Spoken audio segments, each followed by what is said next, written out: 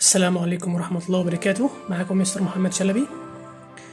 النهاردة هنتكلم عن قصة تالتة ثانوي The Prisoner of Zinda لأنتوني هوب Chapter 1 بإذن الله.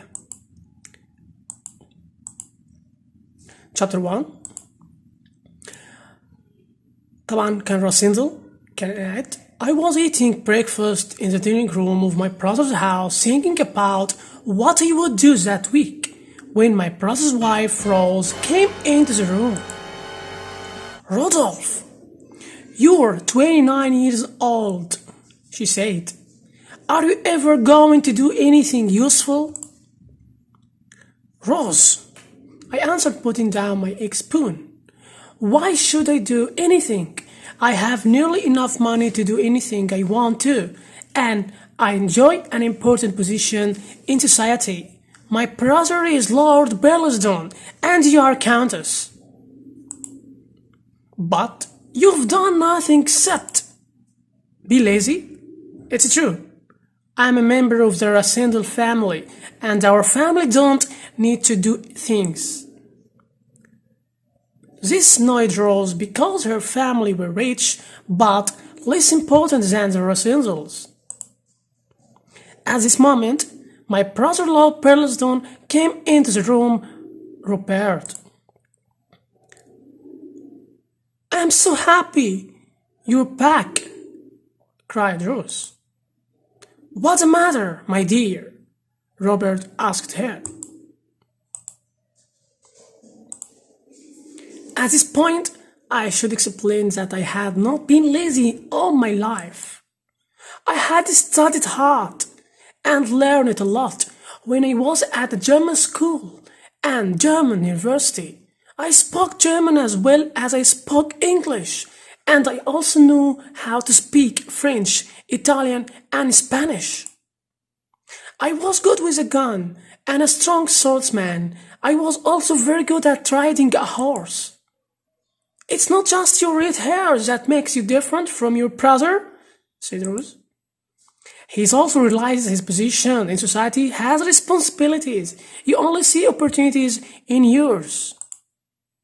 To a man like me, opportunities are responsibilities, I explained.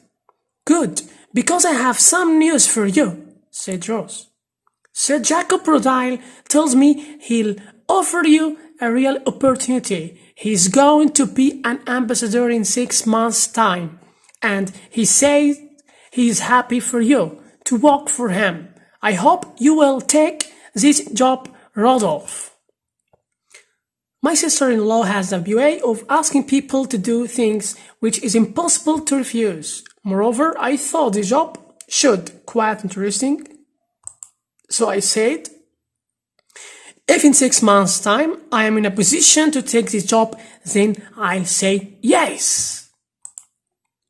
Oh, Rodolphe, how good of you, said Rose. Where will he be working? I asked. Sir Jacob doesn't know which country it will be, but he's sure it'll be a good embassy. For you, I'll do it, even if it's a terrible embassy, I replied. طبعا هنا ايه أكلها بالكلمتين دول ثبتها يعني.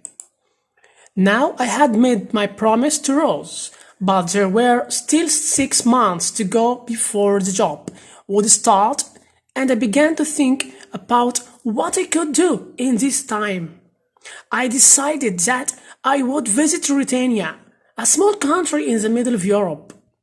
My family have always had an interest in that country, because in 1733 Countess Amelia Rasendal married a member of the Ruritanian royal family. So Rasendal has got the red hair. My decision was helped a few days later when I read in the Times newspaper that Rodolphe Rasendal V was to become king of Ruritania in the next 3 weeks. I don't like to tell people where I got on my travels, so I told Rose that I was going walking in the Alps. I didn't want her to think I was being lazy either, so I told her I was going to write a book about social problems in the country. You're going to write a book? That would be such a good thing to do, wouldn't it, Robert? Said Rose. Yes, indeed. Writing a book is the best way to get into politics, agreed Robert. My Uncle William always said that no man should ever pass through Paris without spending 24 hours in the city. So I took his advice and booked a night at the Continental Hotel. I called on some old friends, George Frizzley, who worked in the embassy, and Bertrand, who was a famous journalist. That evening, we all ate in a restaurant and they told me all about the latest exciting events in Paris. We have had quite a few important people visiting the city recently, said Bertrand. Anyone I would know? I asked. Well, I met Antoine de Maupin today. You've probably heard of her. She's a lady who is well known for her wealth and ambition. But she's leaving Paris today. We don't know where she's going to next. So why did she come to Paris? I asked. She was a guest of the Duke of South, said George. I met him at the embassy yesterday. He is a half-brother to the King of Britannia. People say he was his father's favorite son. He's gone back for the coronation, although I don't think he'll enjoy it very much, because he probably wishes he were the king. I don't think he likes being only a duke. I hear he's a clever man though, said Bertram. He's extremely clever, I'd say, agreed George. The next day, George came with me to the station and I bought a ticket to my next shop, Dresden. I did not tell him that I was going to Britannia. Why? The news would have gone to Bertram, and then it would have been in the newspaper. Just as I was about to get on the train, George suddenly smiled and walked away to talk to a beautiful, tall, and fashionably dressed woman of about 30. You have an important person to travel with. That's Antoine de Maupin, and she's also going to Dresden. Paris was soon behind me. It was a long and boring journey, and I wondered if I would see Antoinette in the dining car when I ate in the train that evening, or perhaps at breakfast the next morning. However, I didn't see the lady again until the following day, when both she and I got on the next train from Dresden to Britannia. A few hours later, the train arrived at the Ruthenian border where you stopped so the guards could check our passports. I was surprised when the guards stared at me and my passport for some time before letting me into the country. Once more, I bought a newspaper and read that the king's coronation was to be in 2 days' time, which was much earlier than I had thought. I decided it would be best to stop at Zinda, a small town 80 kilometers from the capital and 10 kilometers from the border. I was welcomed at the inn in Zinda by an old woman who ran it with her 2 daughters. She wasn't interested in what happened in the capital. She loved the Duke of South, who she called Duke Michael. We all know Duke Michael. He's always lived in Britannia and cares about the people, so the people like him. As for the king, well, he's almost a stranger. He's been abroad for most of his life, and not many even know what he looks like. Now, the king is staying in a hunting lodge in the forest, very near to Zinda. From there, he'll travel to the capital for the coronation. I wish he'd stay there in the forest. People say he only likes hunting and good food. He should let the Duke become our king, and there are many others who think the same. Well, I don't like Duke Michael, said her old daughter. They say the king has red hair just like you. Many men have red hair like me. How do you know the king has red hair? Johann, the Duke's servant, told me. He has seen the king at the hunting lodge. But why is the king here if it's the Duke's land? The Duke invited him, sir, explains the old lady. The Duke is in Strelsau, preparing for the coronation. So they are good friends? I don't know if you can be good friends if you want the same thing. What do you mean? Duke Michael would like to be king too, I'm sure. Well, I feel quite sorry for the Duke, but it's right that the older brother becomes king. Who's talking of the Duke? Said a deep voice from outside the door. We have a guest, Johann.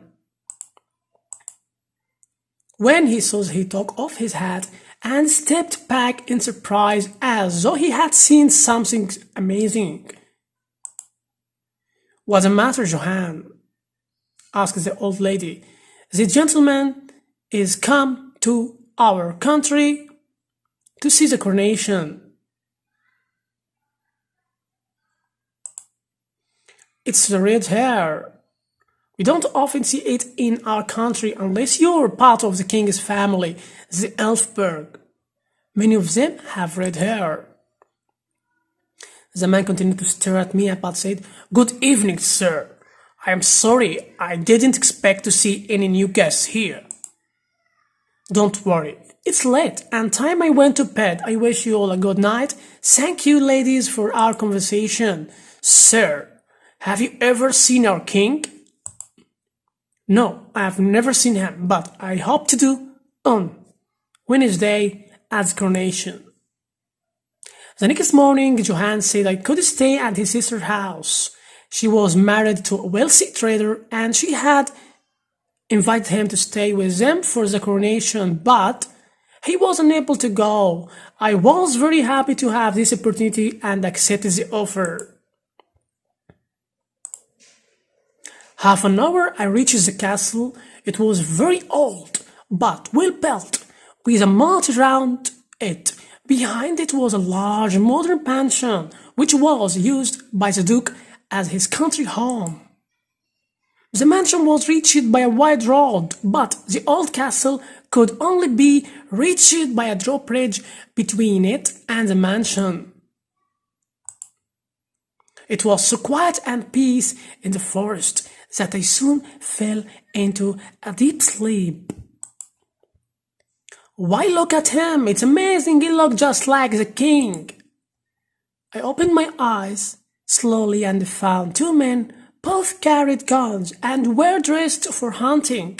One of them was short, but looked very tough, with light blue eyes, and he looked like a soldier. He's about the same height as the king too, said Fritz. This really is extraordinary. What's your name, sir? Perhaps you can tell me what your names are first. Of course. This is Colin Sapt and my name is Fritz. We both work for the King of Britannia. I shook their hands and told them, I am Rodolph Rassendel. I am a traveller from England and was an officer in the Queen's army. Well, we are officers for our king, so we understand each other well. Rassendel, I know. Are you one of the Burlesdons? My brother is the new Lord Burlesdon, so do I really look like the king? You could be twins. Although you look like identical twins, you do not have identical personalities or skills. You two seem very different. If you were an officer for the Queen's army, Rassendel, You must be good with a sword. Is a king not a fighting man? The king likes to live well. Let's say he prefers eating to action, but he's still a kind man and he's our king. We would do anything for him. Perhaps we are like them, because I like to have an easy life too. At this moment, a voice came from the trees behind us. Fritz! Run. Where are you, Fritz? Fritz looked worried and then said, It's the king. He's coming here now. To be continued. إن شاء الله انتظروا الشابتر اللي جاي، وبإذن الله أسفل الفيديو هتلاقوا أسئلة على شابتر 1، يا ريت تحلوها وتبعتوا لي الإجابات. السلام عليكم ورحمة الله وبركاته. لا تنسوا الإعجاب والاشتراك بالقناة. شكرا.